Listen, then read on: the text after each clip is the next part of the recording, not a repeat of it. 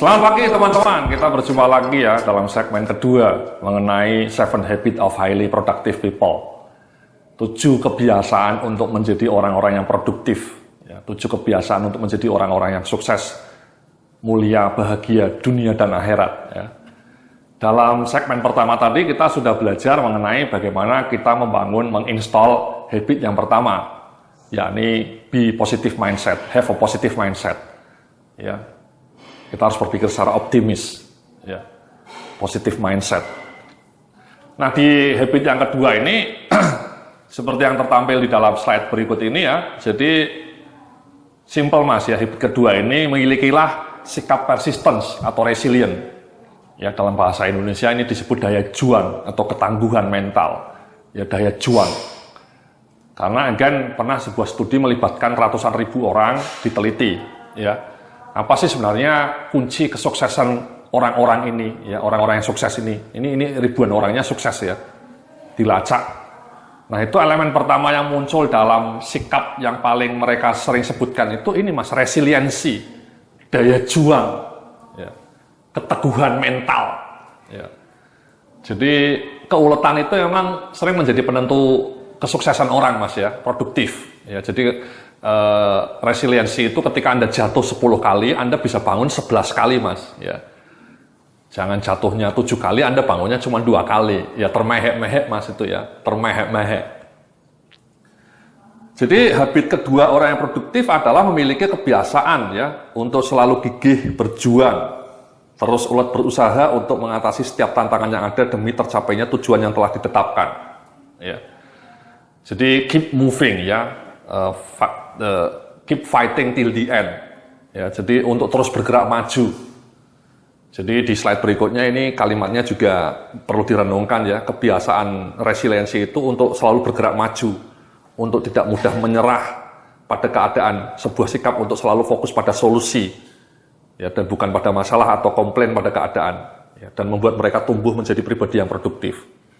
Jadi fokus pada apa yang bisa, ya, fokus resiliensi. Jadi ketika kita jatuh, kita selalu bisa bangkit lagi. Itu salah satu kunci, ya, resiliensi, keuletan. Ya, kadang-kadang orang ketika dihadapkan pada masalah, ya, misalnya gajinya kecil, karirnya mentok, kemudian pasrah, ya sudah, ini nasib. Itu saya pikir bukan sikap yang bijak, ya, mencoba menyalahkan nasib, ya. Kalau Anda belum berjuang itu namanya bukan takdir, ya bukan nasib ya. Tapi Andanya tidak berjuang mas ya. Tuhan hanya akan mengubah nasib Anda kalau Andanya berjuang.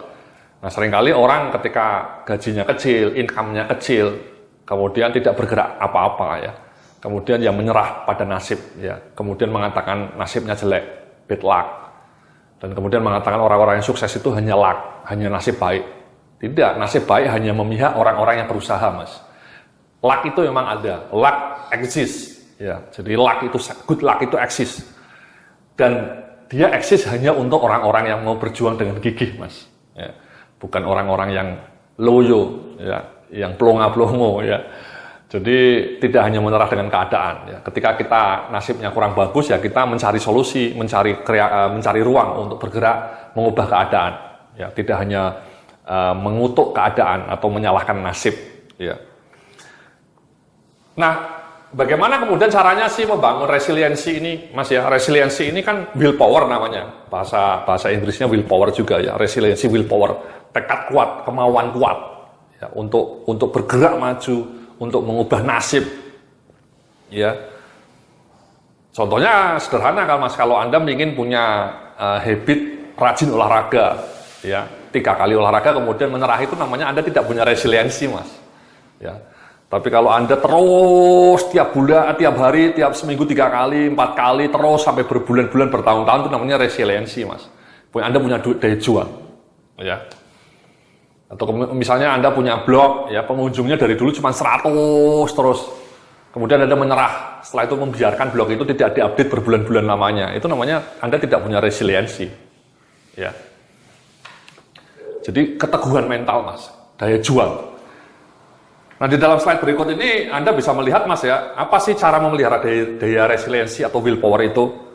Yang pertama sama Mas, kurangi asupan berita atau informasi negatif. Sama ini Mas dengan yang tadi yang sudah kita bicarakan dalam video pertama tadi ya. Ketika kita bicara mengenai bagaimana Anda supaya lebih optimis, kita minta untuk menjauhi berita-berita negatif. Ini sama Mas. Karena itu tadi yang seperti saya sampaikan, bahwa ketika Anda sering diekspos oleh berita-berita negatif, korupsi tanpa henti, kriminalitas, penjegalan, ya, pembegalan, dan seterusnya.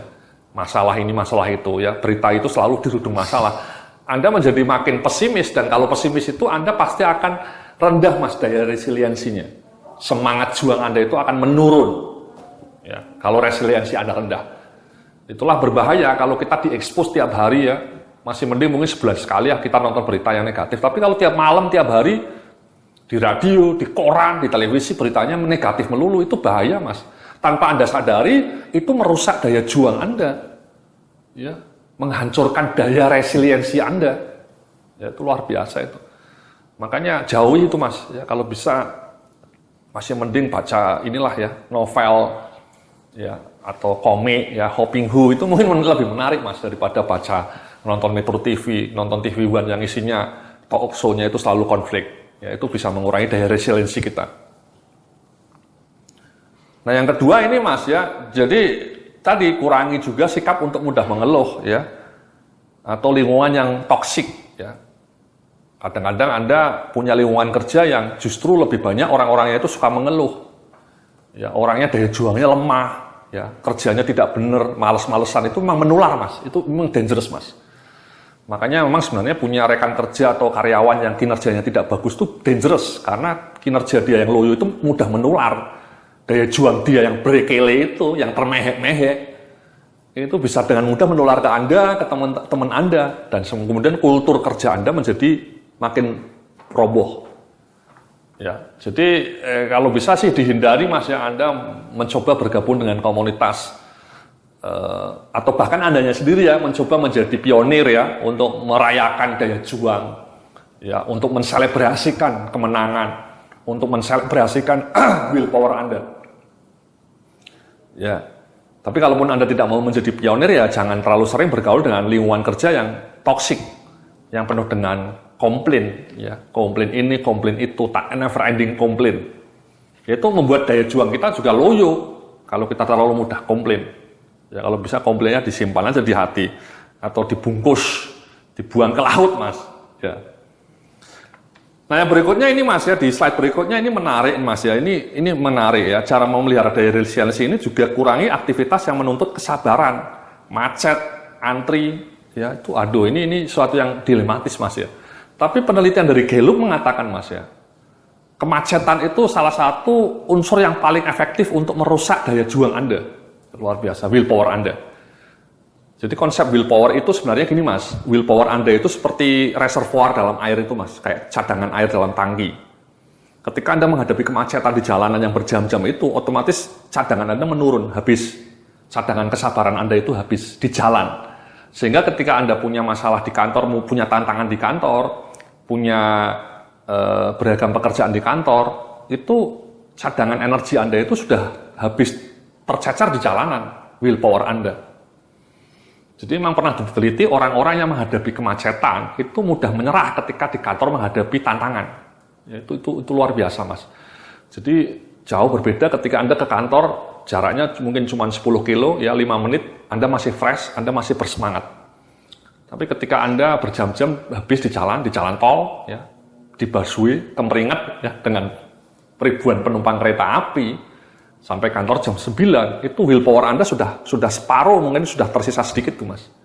Dan kemudian willpower Anda untuk menaklukkan masalah-masalah yang berat di kantor ya, tantangan-tantangan berat di kantor itu menjadi tereduksi. Sama Mas, motivasi untuk Anda berjuang. Anda mungkin selama ini punya tekad untuk mengubah nasib ya. Ingin usaha ini, ingin usaha apapun lah. Ingin mencoba mendayagunakan kreativitas Anda. Anda ingin berjuang mengubah nasib ya. Nah, tanpa Anda sadari, Anda selama ini kadang-kadang merasa stuck ya, mungkin ya, otak Anda stuck, ya, mudah loyo, motivasinya kurang. Itu jangan-jangan karena Anda selama ini tiap hari kena macet Mas. Jadi studi sudah membuktikan korelasi yang kuat Mas, antara tiap hari berada di kemacetan dengan level motivasi Anda. Jadi level motivasi Anda itu berbanding lurus dengan tingkat kemacetan yang Anda hadapi. Jadi makin sering Anda dapat kemacetan di jalan, semakin turun motivasi Anda, semakin turun daya juang Anda, semakin turun daya resiliensi Anda. Ya, itu luar biasa itu. Jadi, ya tapi ini dilematis Mas ya. Jadi, kita tidak bisa punya kemewahan untuk bekerja dari rumah. Ya. Makanya solusinya memang kalau bisa kerja dari rumah Mas. Ya. Atau memilih kantor yang dekat dengan kos Anda atau asrama Anda. Jangan rumahnya di Jakarta, rumahnya di Bekasi, kantornya di Jakarta. Ya. Anda perlu pakai roket Mas ya untuk sampai Jakarta ya, roket. Nah, itu yang ketiga Mas, untuk cara untuk mengurangi, menjaga daya resiliensi itu kalau bisa jangan terlalu sering kena macet. Ya, ini sesuatu yang dilematis, agak rumit. Ya, tapi kita harus berjuang mencari solusi. Dan yang terakhir rajin olahraga Mas. Ya ini surprising juga, nanti kita akan bahas secara terpisah di segmen berikutnya. Jadi surprisingly orang-orang yang rajin berolahraga itu daya juangnya lebih tangguh Mas, daya resiliensinya. Sudah terbukti itu Mas. Ya, orang-orang yang rajin olahraga itu lebih tidak mudah stres, ya, lebih tangguh menghadapi masalah dan lebih pandai menjaga keuangan Mas. Lebih disiplin dalam mengelola keuangan pribadinya, tidak boros hidupnya itu. Tidak konsumtif, ya. Dan makannya juga cenderung lebih sehat dibanding orang yang jarang olahraga. Ya. Kalau Anda sudah jarang olahraga, makannya ngawur, kemudian kena macet tiap hari, itu daya resiliensi Anda bisa berada pada titik zero. Ya. Jadi kalau bisa, oke lah kena macet tidak bisa kita hindari ya. Tapi kalau berolahraga kan Anda bisa melakukannya kapan saja Mas. Ya, nanti kita akan bahas ya. Jadi itu adalah komponen mengenai daya resiliensi Mas, habit kedua, menjaga daya resiliensi. Nah, di dalam habit kedua ini saya juga memiliki tugas nih Mas, ya. Bisa Anda lihat di slide di depan Anda ini ya. Jadi kalau bisa Anda coba renungkan atau kenangkan sebuah momen di mana daya resiliensi Anda diuji. Ya, apakah saat itu Anda berhasil pada akhirnya atau menyerah di tengah jalan?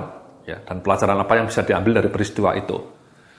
Jadi tugas kali ini mencoba mengajak Anda untuk mengingat-ingat, mengenang-enang ya, peristiwa masa lalu atau mungkin bulan lalu atau tahun lalu atau 6 bulan yang lalu atau bahkan sekarang sedang Anda hadapi. Ya, Anda coba lacak ya, peristiwa apa yang membuat Anda harus berjuang dengan gigih. Ya. Entah pekerjaan di kantor,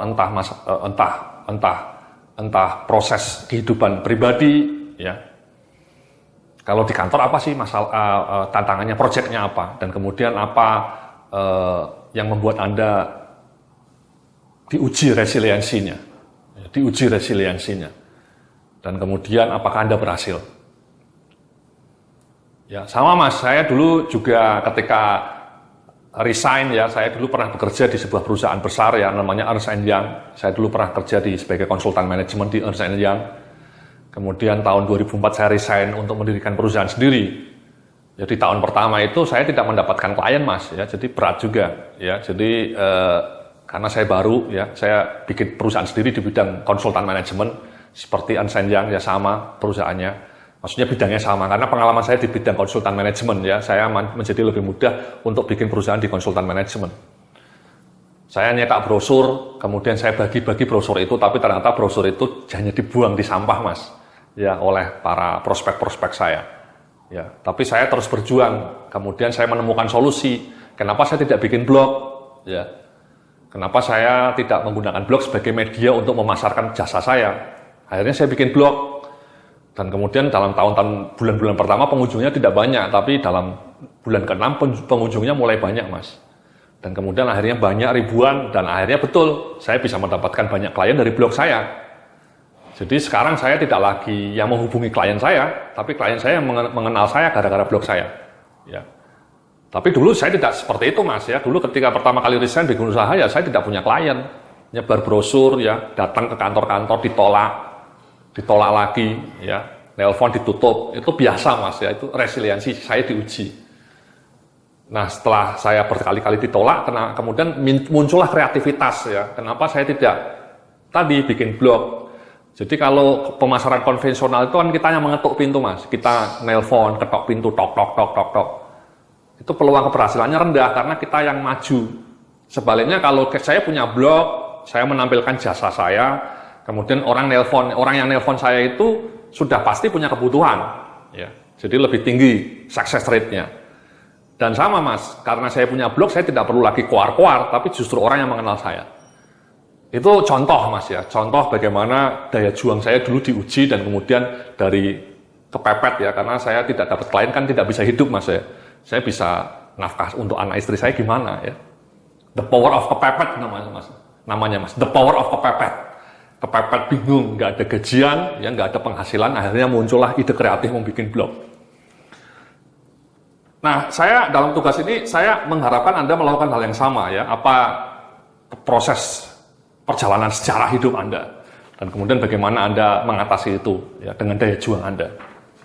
Itulah tugas kedua Mas ya dari habit kedua, yakni resiliensi, ya, menjaga resiliensi, ketangguhan mental, ya, berjuang sampai titik darah penghabisan. Ya.